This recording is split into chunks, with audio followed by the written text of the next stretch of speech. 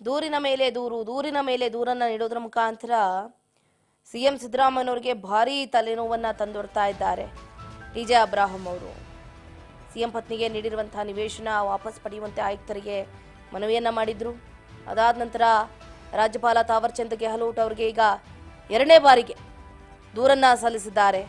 ಮೂಡಾ ಹಗರಣದಲ್ಲಿ ಮುಖ್ಯಮಂತ್ರಿ ಸಿದ್ದರಾಮಯ್ಯ ಅವರನ್ನ ವಿಚಾರಣೆಗೆ ಒಳಪಡಿಸುವುದಕ್ಕೆ ಕರ್ನಾಟಕ ರಾಜ್ಯಪಾಲ ತಾವರ್ ಚಂದ್ ಗೆಹ್ಲೋಟ್ ಅವರ ಅನುಮತಿ ಕೋರಿರುವ ಕಾರ್ಯಕರ್ತ ಟಿಜೆ ಅಬ್ರಾಹಂ ಪೌರಾಯುಕ್ತರ ಕಚೇರಿಗೆ ಭೇಟಿಯನ್ನ ನೀಡಿ ನಿವೇಶನ ಹಂಚಿಕೆ ಕುರಿತು ಆಯುಕ್ತ ಎನ್ ರಘುನಂದನ್ ಅವರಿಗೆ ಚರ್ಚೆಯನ್ನ ಕೂಡ ನಡೆಸಿದ್ರು. 50-50 ಯೋಜನೆಯಡಿ ಪರ್ಯಾಯ ನಿವೇಶನ ಹಂಚಿಕೆಯಲ್ಲಿ ಅವ್ಯವಹಾರ ನಡೆದಿದ್ದು ಸಿದ್ದರಾಮಯ್ಯನವರ ಪತ್ನಿ ಪಾರ್ವತಿ ಅವರಿಗೆ ನೀಡಿದ್ದ 14 ನಿವೇಶನಗಳನ್ನ ಹಿಂಪಡೆಯುವಂತೆ ಆಯುಕ್ತರಿಗೆ ಮನವಿ ಮಾಡಿದ್ರ ಬೆನ್ನಲ್ಲೇ ಎರಡನೇ ಬಾರಿ ಈಗ ದೂರನ್ನ ಸಲ್ಲಿಕೆ ಮಾಡಿದ್ದಾರೆ ಟಿಜೆ ಅಬ್ರಾಹಂ ಅವರು.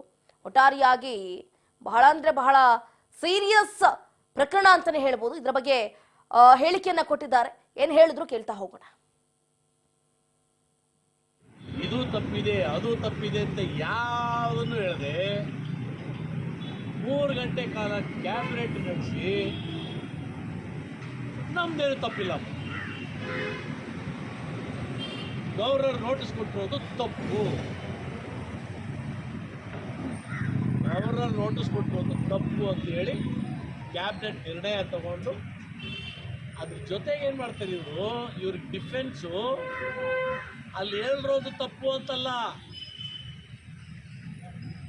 ಟಿಜೆ ಅಬ್ರಾಹಂ ಸರಿ ಇಲ್ಲ,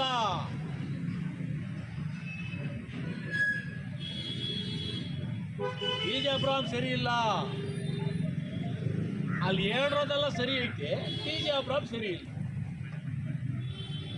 ಅಂತ ಒಂದು ಆಪಾದನೆಯನ್ನ ಮಾಡಿದಾಗ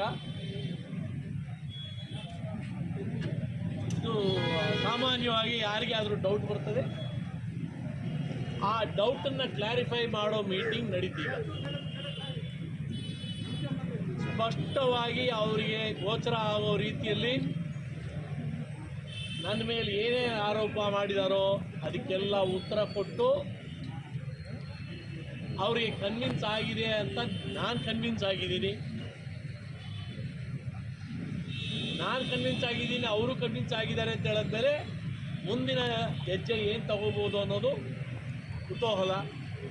ನನ್ನ ವಿಶ್ವಾಸ ಸ್ಯಾಂಕ್ಷನ್ ಇದು ತಪ್ಪಿದೆ ಅದು ತಪ್ಪಿದೆ ಅಂತ ಯಾವುದನ್ನು ಹೇಳದೆ 3 ಗಂಟೆ ಕಾಲ ಕ್ಯಾಬಿನೆಟ್ ನಡೆಸಿ ನಮ್ದೇನು ತಪ್ಪಿಲ್ಲ,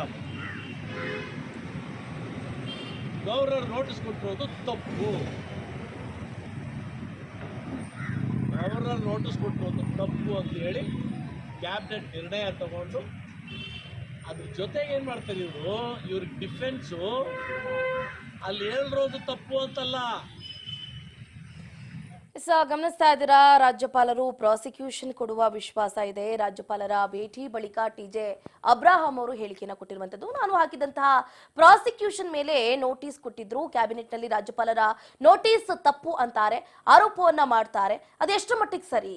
ಆದ್ರೆ ಅಬ್ರಾಹಂ ಸರಿ ಇಲ್ಲ ಅಂತ ಹೇಳೋದು ಎಷ್ಟರ ಮಟ್ಟಿಗೆ ಸರಿ? ನನ್ನ ಬಳಿ ಮತ್ತಷ್ಟು ಕ್ಲಾರಿಫಿಕೇಶನ್ ಕೇಳಿದ್ರು. ಕಳೆದ ಬಾರಿ ಕೇಳಿದ ದಾಖಲೆಗಳ ಬಗ್ಗೆ ಮಾತಾಡಿದ್ರು. ರಾಜ್ಯಪಾಲರಿಗೆ ಸ್ಪಷ್ಟನೆಯನ್ನ ಕೊಟ್ಟಿದ್ದೀನಿ. ನಾನು ಟಿಜೆ ಅಬ್ರಾಹಂ ಸರ್ಕಾರ ಮಾಡಿದ ಆರೋಪದ ಬಗ್ಗೆ ಸ್ಪಷ್ಟನೆಯನ್ನ ನಾನು ನೀಡ್ತಾ ಇದ್ದೀನಿ. ರಾಜ್ಯಪಾಲರ ಭೇಟಿ ಬಳಿಕ ಟಿಜೆ ಅಬ್ರಾಹಂ ಅವರು ಕ್ಲಾರಿಟಿಯನ್ನ ಕೊಟ್ಟಿದ್ದಾರೆ. ಒಟ್ಟಾರೆಯಾಗಿ ಇಲ್ಲಿ ನಾವು ಒಂದು ಗಮನಿಸಬಹುದು, ಮೂಡಾ ಹಗರಣ ಸಿದ್ದರಾಮಯ್ಯನವರಿಗೆ ಒಂದು ರೀತಿಯಾಗಿ ಸುರುಳಿ ಸುತ್ಕೊಂಡಂಗೆ ಸುತ್ಕೊಂಡ್ಬಿಟ್ಟಿದೆ.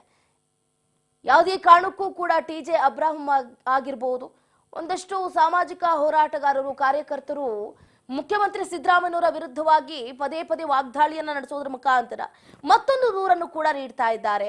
ಸಿದ್ದರಾಮಯ್ಯನವರು ಸ್ವಲ್ಪ ರಿಲೀಫ್ ಆಗ್ತಾ ಇದ್ರು. ಹೇಗೋ ಈ ಹಗರಣದಿಂದ ಆಚೆ ಬರ್ತೀನಿ, ನನ್ನ ಸ್ಥಾನವನ್ನ, ನನ್ನ ಕುರ್ಚಿಯನ್ನ ಭದ್ರವಾಗಿ ಇಟ್ಕೊಳ್ತೀನಿ ಅಂತ ಅಂದ್ಕೊಳ್ತಿದ್ರು. ಆದ್ರೆ ಇದೆಲ್ಲವನ್ನ ಗಮನಿಸ್ತಾ ಇದ್ರೆ ಮುಖ್ಯಮಂತ್ರಿ ಸಿದ್ದರಾಮಯ್ಯನವರಿಗೆ ಎಲ್ಲೋ ಒಂದು ಕಡೆ ಅವರ ಕುರ್ಚಿಯನ್ನ ಬಿಡುವಂತಹ ಸಂದರ್ಭ ಇನ್ನೇನು ಕೆಲವು ದಿನಗಳಲ್ಲಿ ಇರಬಹುದಾ ಅನ್ನುವಂತಹ ಪ್ರಶ್ನೆಯೂ ಕೂಡ ಮೂಡ್ತಾ ಇದೆ.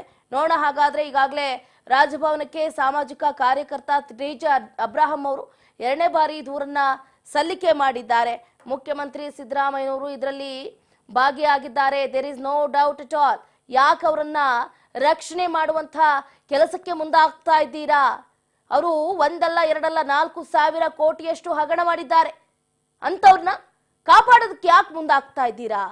50-50 ಅನುಪಾತದ ಅಡಿಯಲ್ಲಿ ಪರ್ಯಾಯ ನಿವೇಶನ ಹಂಚಿಕೆಯಲ್ಲಿ ಅವ್ಯವಹಾರ ನಡೆದಿದೆ. ನನ್ನ ಹತ್ರ ದಾಖಲೆ ಇದೆ. ದಯವಿಟ್ಟು ಆ ದಾಖಲೆಗಳನ್ನ ಪರಿಶೀಲನೆ ಮಾಡಿ ಪ್ರಾಸಿಕ್ಯೂಷನ್ಗೆ ಅನುಮತಿಯನ್ನ ಕೊಡಿ ಅಂತ ತಾವರ್ ಚಂದ್ ಗೆಹ್ಲೋಟ್ ಅವ್ರಿಗೆ 2ನೇ ಬಾರಿ ಈಗ ದೂರನ್ನ ನೀಡಿದ್ದಾರೆ. ಈ ದೂರಿನ ಅನ್ವಯದ ಅಡಿಯಲ್ಲಿ ರಾಜ್ಯಪಾಲರು ಏನ್ ಆಕ್ಷನ್ ಅನ್ನ ತಗೊಳ್ತಾರೆ ಏನು ಅನ್ನೋದನ್ನ ಕಾದಷ್ಟೇ ನೋಡ್ಬೇಕಾಗುತ್ತೆ.